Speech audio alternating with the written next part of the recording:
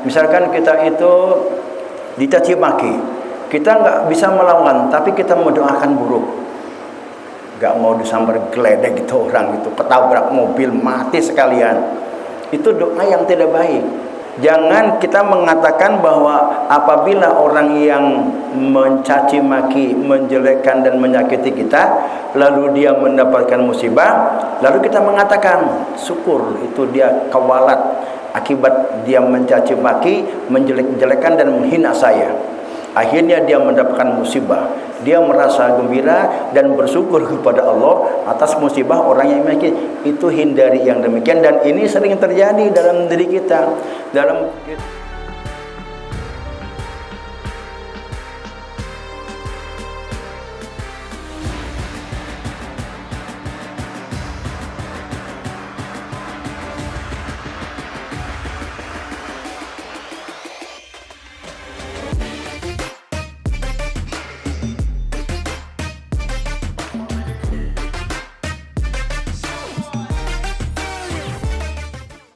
halaman 7, nazom ke 49 dan 50. Bismillahirrahmanirrahim.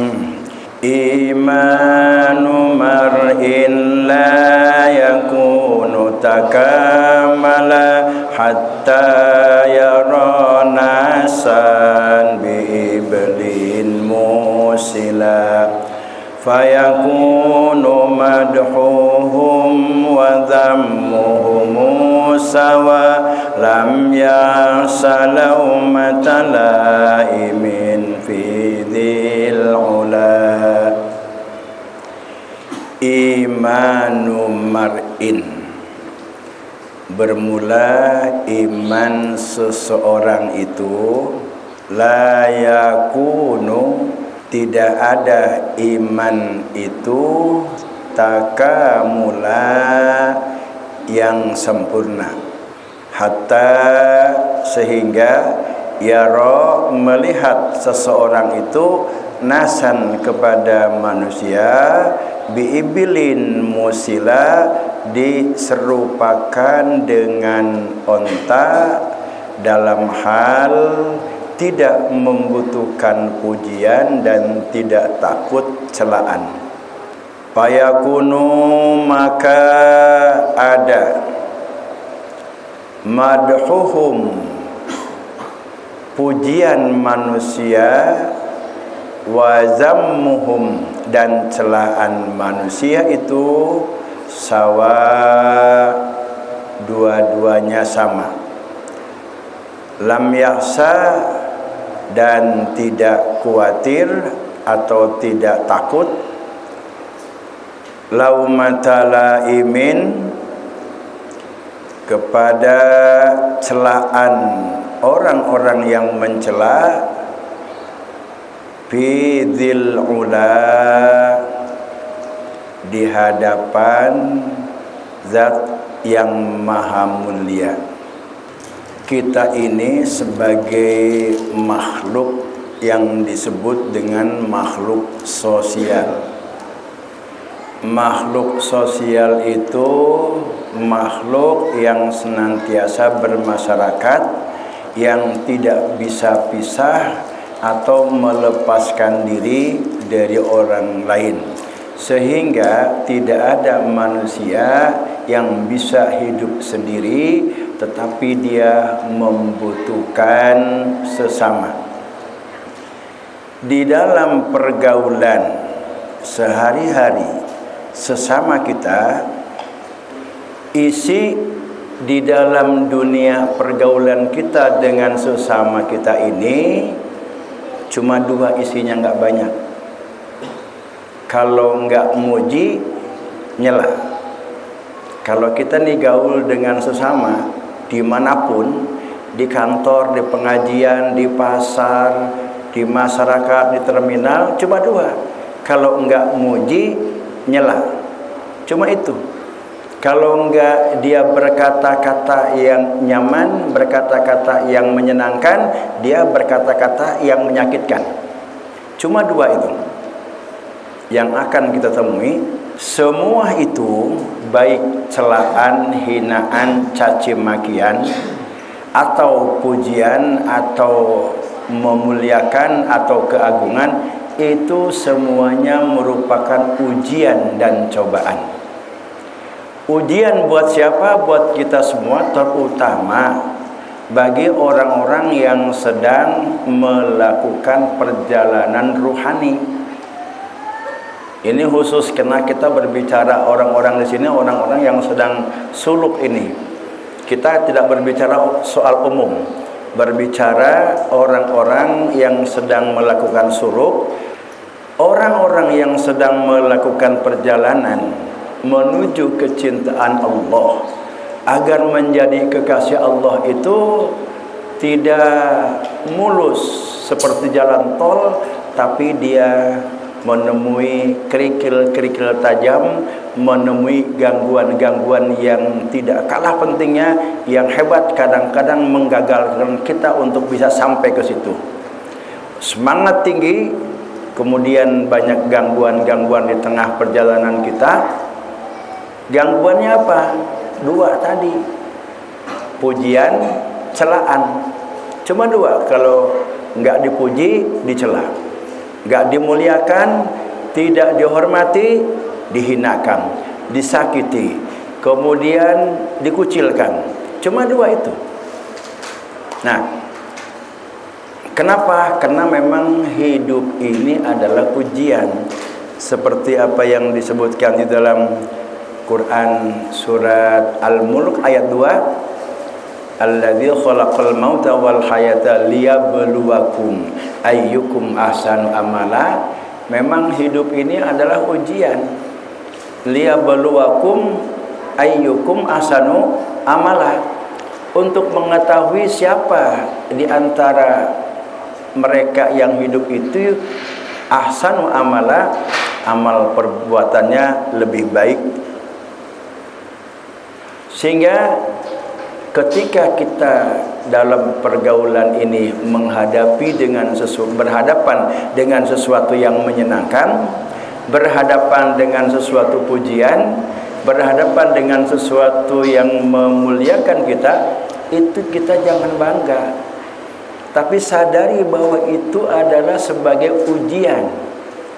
Lulus enggak kita tuh menghadapi pujian, menghadapi kemuliaan, menghadapi disukai orang atau tidak?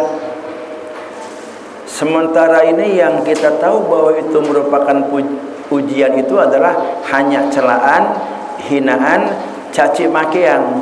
Padahal ujian itu tidak hanya hal-hal yang tidak menyenangkan, tetapi hal-hal yang menyenangkan pun, hal-hal yang sifatnya memuji, yang bersifat mengagungkan, memuliakan, digemari banyak pengikut, itu adalah merupakan ujian. Nah, bagaimana kita ini menyikapi gangguan-gangguan seperti itu? Gangguan itu bukan hanya datang dari orang lain, tapi kadang juga dari keluarga. Ketika kita sedang melakukan perjalanan menuju Allah, menuju ma'rifatullah, itu gangguan-gangguan itu bukan hanya kadang datang dari orang lain, kadang datang dari istri, kadang datang dari anak. Kita lagi wirid, kemudian anak minta uang, mamahnya nggak punya uang. Sekali dua kali bisa nahan, kalau keseringan demikian keadaannya bisa ngamuk juga kan. Ibunya anaknya nangis minta jajan, kitanya duduk aja ngewirid gak punya duit.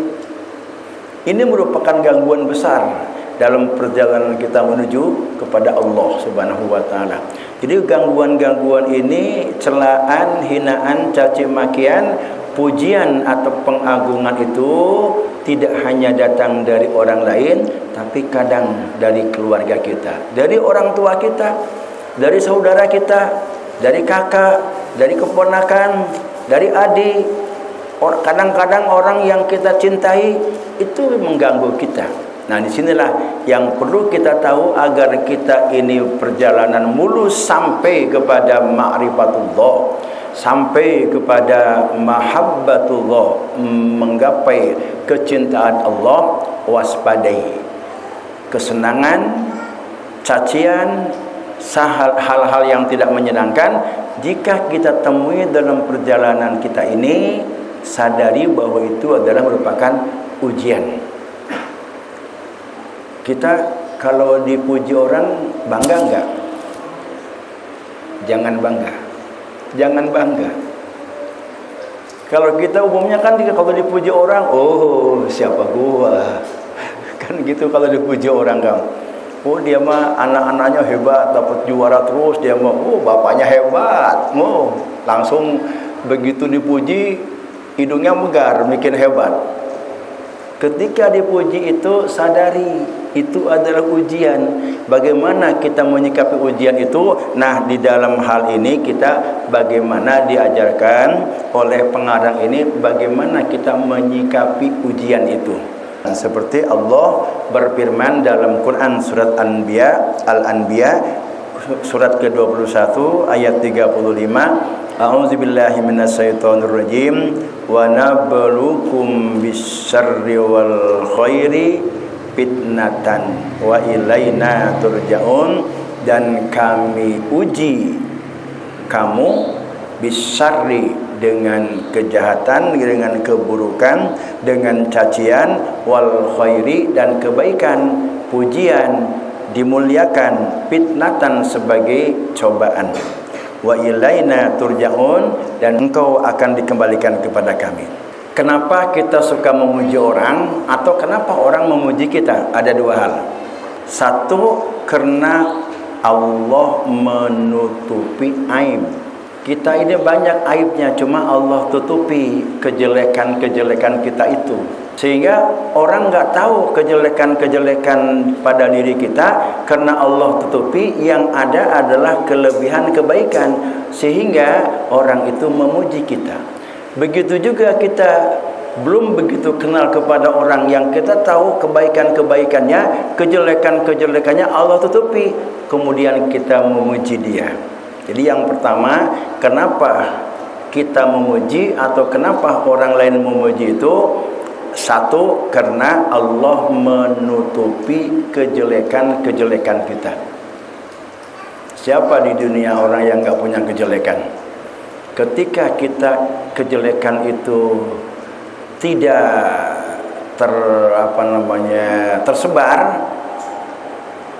jangan merasa hebat menyimpan rahasia kejelekan, tetapi ingat kepada Allah. Saya kalau enggak ditutupi kejelekan saya ini oleh Allah, enggak tahulah saya di mata masyarakat, di mata orang umum ini. Yang kedua, karena ada kelebihan-kelebihan yang Allah titipkan pada diri kita. Baik itu kemampuannya, baik itu ilmunya, baik itu kekayaannya.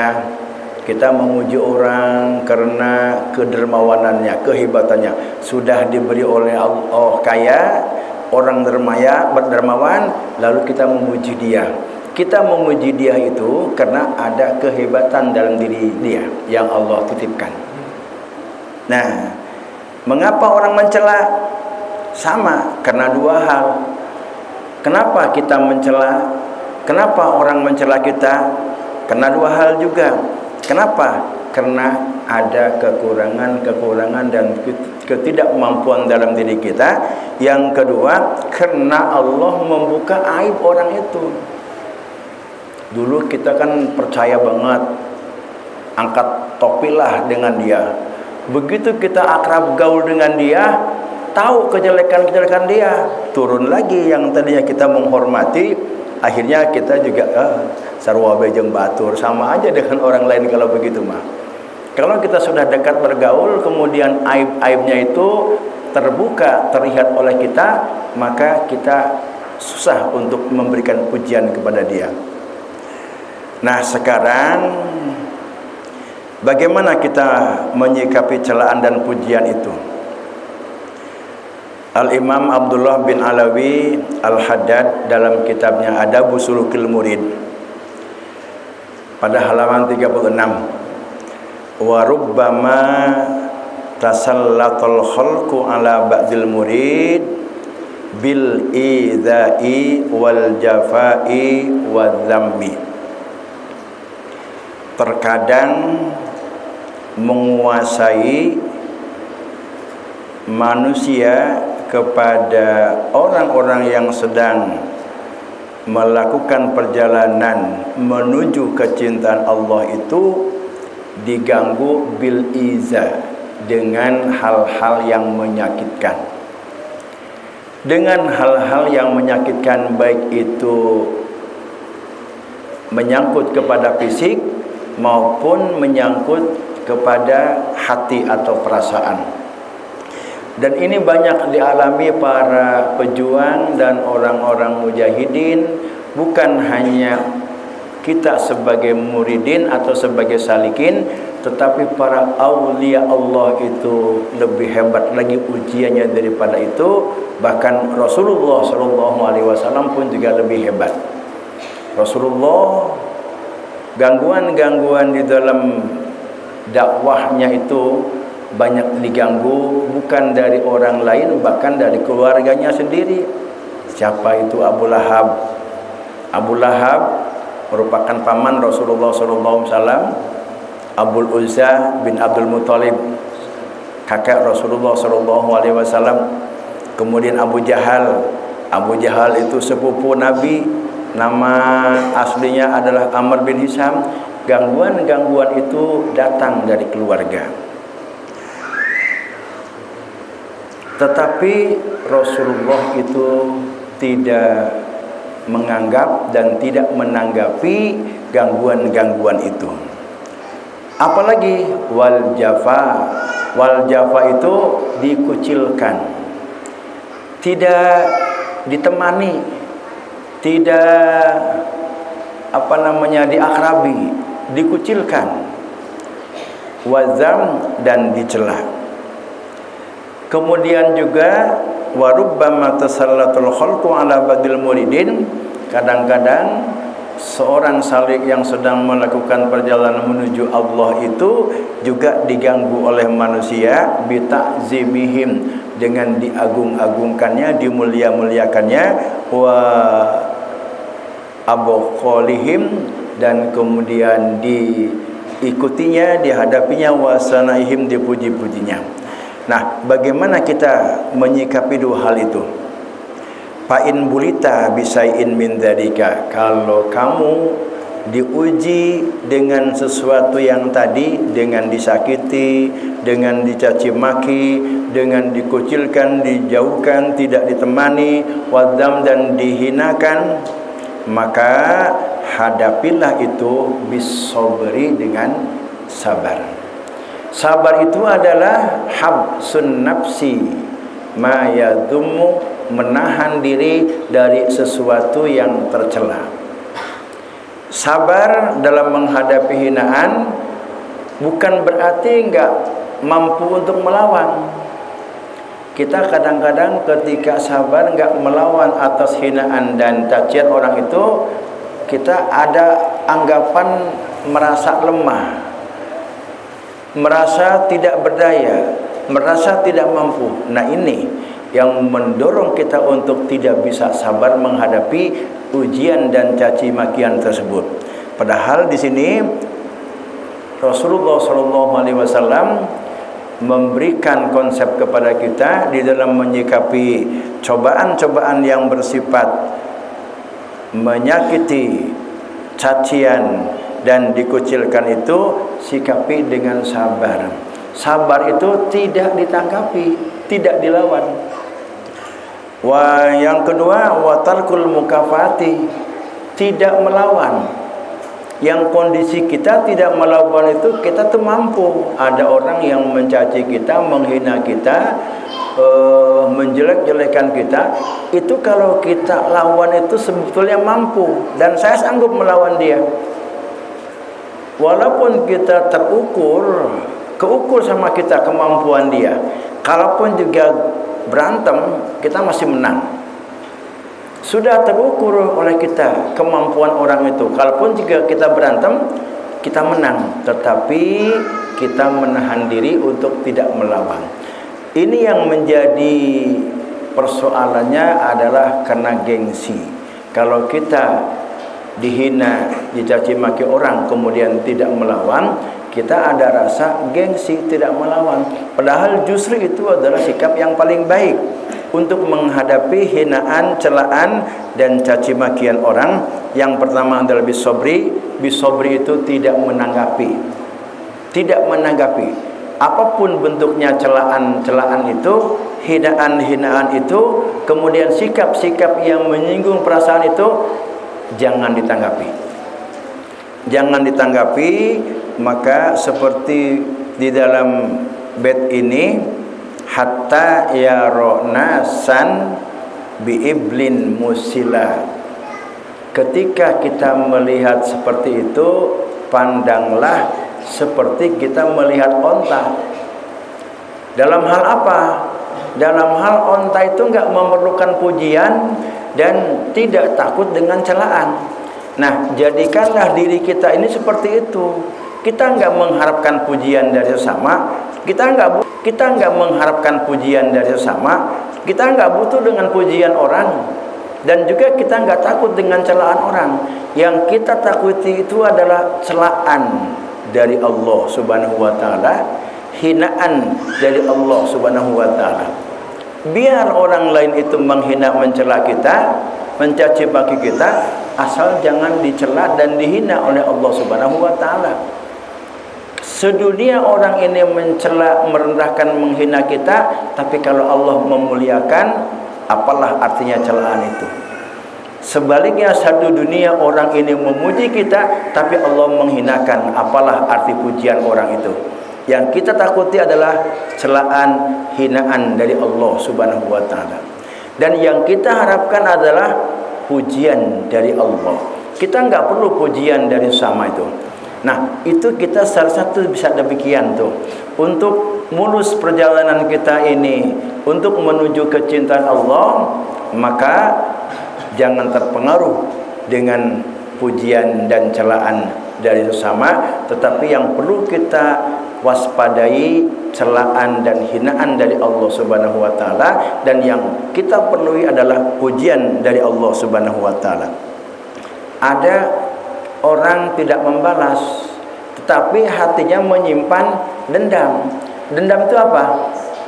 Dendam itu adalah marah yang tertunda.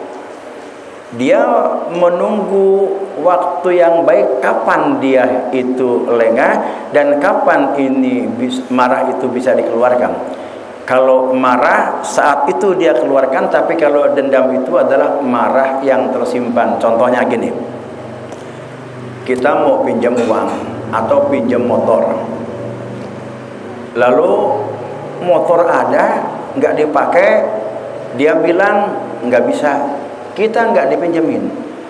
Kalau kita langsung ngamuk, ngomel-ngomel, itu namanya marah. Tapi kita diam, tapi hati kita itu awas loh, kapan-kapan lu minjem ke gua nggak kasih. Itu namanya dendam. Marah yang disimpan untuk melawan dia, itu namanya hikdu. Kalau godok, langsung saat itu dieksekusi. Ketika dia nggak suka, langsung dia tampilkan, baik itu dalam bentuk perkataan atau sikap yang tidak menyenangkan untuk melawannya, itu marah. Tetapi kalau dendam, dia tidak melawan dan tidak marah, tetapi dia menunggu saat yang baik untuk dia munculkan dendam itu.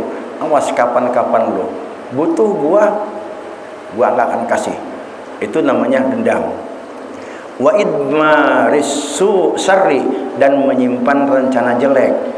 Dia memang tidak melawan atas orang lain yang mencela, menghina dia, tapi dia punya rencana jelek untuk mencelakakan orang itu.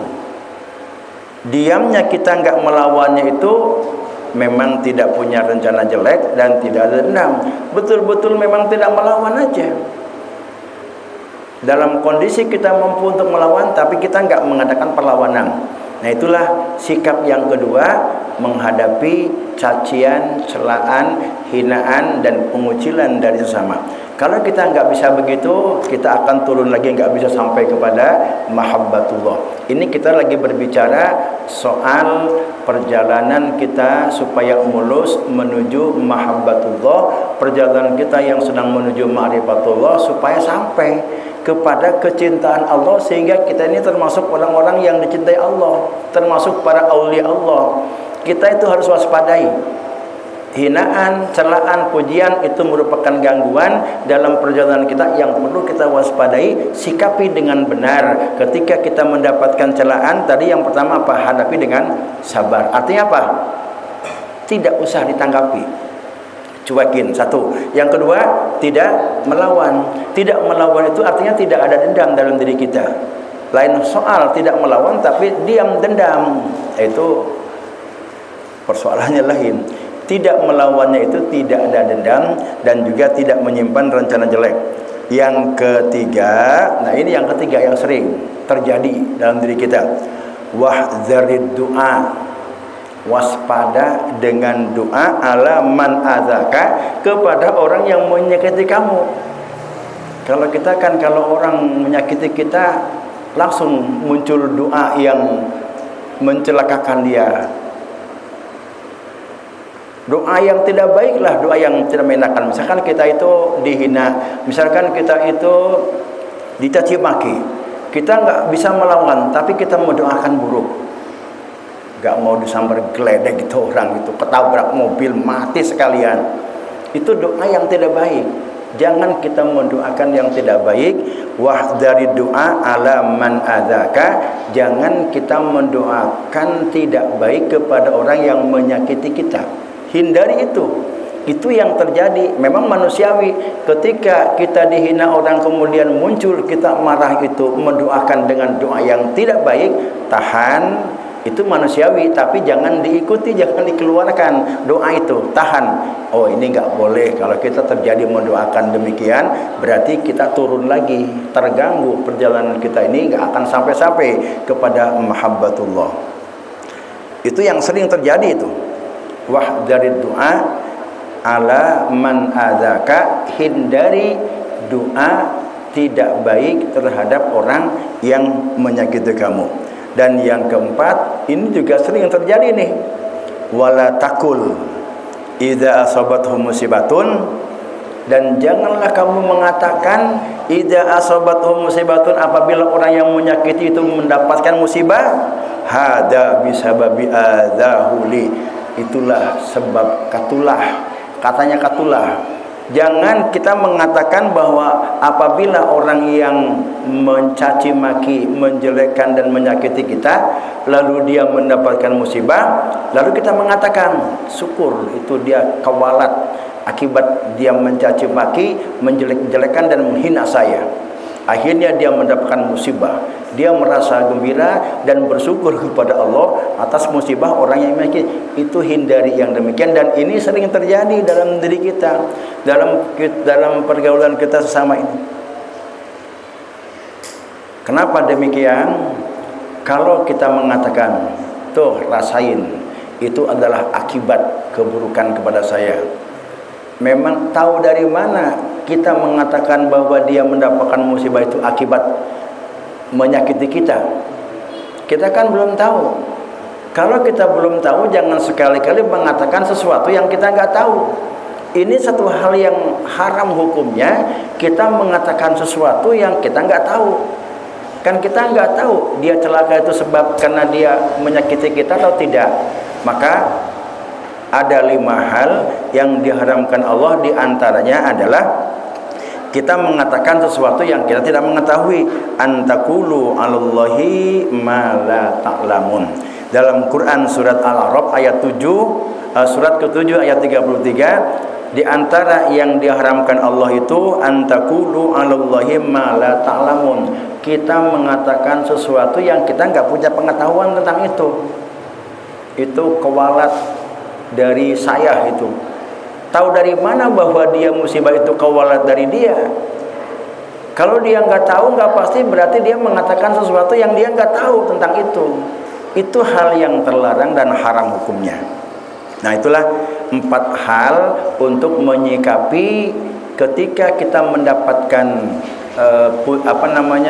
mendapat cacian, mendapatkan caci maki, mendapatkan celaan dan dijauhi oleh orang. Pertama, jangan ditanggapi, kedua tidak membalas, dan ketiga tidak mendoakan jelek kepada orang itu, bahkan sebaiknya kita doakan yang baik. Ya Allah, maafkanlah dia karena dia orang yang tidak tahu. Selalu kita doakan. Seperti Rasulullah SAW selalu mendoakan kepada orang yang menyakitinya. Siapa itu Suraqah yang ketika disayembarakan, barang siapa yang bisa membunuh Rasulullah maka dia akan diberi hadiah 100 onta. Lalu ada seorang yang seragam namanya Suraqah. Lalu dia mengacukan tangan, saya sanggup untuk membunuh Rasulullah SAW, akan saya tebas lehernya dan akan saya bawa palanya sini. Begitu dia ikuti cari-cari Rasul, ketemu. Begitu dia dari belakang cabut pedangnya, ketika akan ditebaskan kepada leher Rasulullah SAW, dia terperosok ke dalam sehingga dia nggak bisa untuk menebas Rasulullah SAW. Jangan mendoakan. Begitu dia berbuat demikian, Rasulullah berdoa kepada Allah, ya Allah ampuni dia karena dia berbuat demikian karena dia nggak tahu. Dan yang keempat tadi, jangan mengatakan apabila orang yang menyakiti kita itu mendapatkan musibah, itu adalah sebab keburukan dia kepada saya. Fa inibtulita biikbalihim, apabila kamu diuji oleh Allah Subhanahu wa taala, biikbalihim, dengan berdatangannya orang. Misalkan kita itu sudah dikenal orang, ahli ibadah, ahli zikir, datang orang minta air, datang orang minta doa, datang orang minta ini dan minta itu namanya biikbalihim. Banyak orang yang menghadap datang, wa ta'zilihim, kemudian dimulia-muliakan, diagung-agungkan, wa sanaihim, dipuji-puji, wa taraddudihim alaika. Banyak orang yang terus menerus berdatangan menemui kita, fahzar min fitnatihim, maka waspadalah. Itu semua itu merupakan fitnah, itu merupakan ujian, gangguan kepada kita. Apakah kita bangga, senang dengan seperti itu? Nah, kalau kita bangga, senang dengan seperti itu, yang akan mengganggu kita kepada mengingat kepada Allah, maka kita akan mundur kembali ke belakang. Yang tadinya sudah berjalan jauh melakukan perjalanan rohani menuju ma'rifatullah, akhirnya mundur lagi ke belakang akibat kita merasa bangga dipuji, merasa bangga disukai orang, banyak pengikutnya. Ya kalau misalkan di itu mah di Instagram itu banyak followernya, banyak pengikutnya, sehingga dia merasa senang. Tapi waskurillah, bersyukurlah kepada Allah. Kenapa? Alladzi satara masawiyaka, karena demikian itu Allah menutup-nutupi kejelekan kamu. Jadi ketika kita orang itu ngefans sama kita, senang dengan kita, maka kita itu harus khawatir dengan itu. Ini adalah sebagai sebuah ujian. Ini sebagai ujian dan dia senang dengan kita karena Allah menutup-nutupi kejelekan kita. Dan kita takut itu. Kalau saja Allah ini membuka aib kita, banyak yang belum diketahui oleh orang lain, dibuka oleh Allah, maka orang itu enggan untuk memuji, mengagungkan dan memuliakan kita. Inilah bagaimana kita menghadapi pujian-pujian itu. Jangan bangga ketika kita dipuji orang, jangan bangga ketika kita disenangi orang, jangan bangga banyak orang yang datang kepada kita, jangan bangga kita banyak pengikut-pengikutnya. Karena itu merupakan ujian dari Allah Subhanahu wa taala. Kita akan merasa senang dengan itu atau tidak. Karena pada hakikatnya itu adalah Allah yang memberikan kelebihan-kelebihan itu. Allah menutupi celah kejelekan-kejelekan orang itu, sehingga orang itu enggak banyak tahu tentang kejelekannya, yang tahu tentang kebaikannya, sehingga dia senang dengan orang itu. Nah, sehingga payakunu madhuhum wa dhamuhum sawa, Pujian dan celaan itu sama, tidak ada bedanya. Dipuji begitu, dicela begitu, lam yahsa laumata laim, tidak khawatir dan tidak takut terhadap celaan-celaan orang yang suka mencela, fi dzil ula, karena kita berhadapan dengan yang maha tinggi. Ya, itulah maksud dari dua ayat tadi. Fa amalun li ajnas wallahu alam bisawab.